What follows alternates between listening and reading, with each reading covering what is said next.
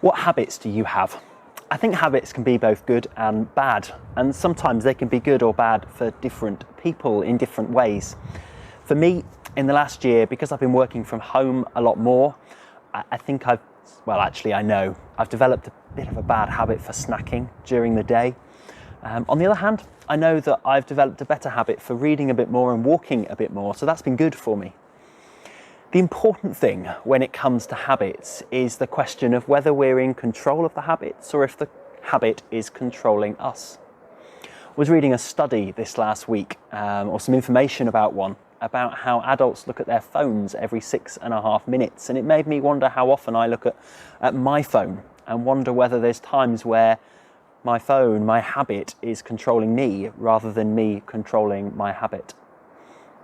In Mark chapter 8, Jesus says to his disciples and the crowd that have gathered around them, "If any want to become my followers, let them deny themselves and take up their cross and follow me. For those who want to save their life will lose it, and those who lose their life for my sake and for the sake of the gospel will save it. For what will it profit them to gain the whole world and forfeit their life?"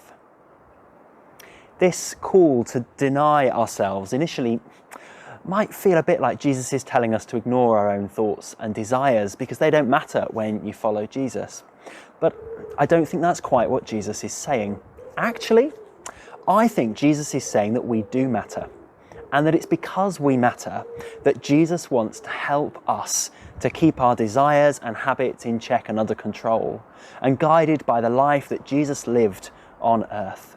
That way that Jesus lived that becomes a blueprint for how he calls us to live.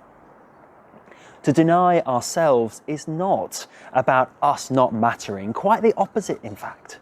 It's about ensuring that we develop healthy habits that benefit the physical and spiritual well-being of ourselves and those around us. During Lent, we sometimes talk about giving things up. Chocolate is common, but that's not really what Lent is about. The period of Lent is really about self-discipline and reflection, asking ourselves, are we developing and living in healthy habits that help our physical and our spiritual well-being, and then asking God to help us. Jesus goes on to ask what benefit there is to have the whole world but forfeit life. In his worship song, Tim Hughes words it, "What good is it to gain the whole world but lose your soul?"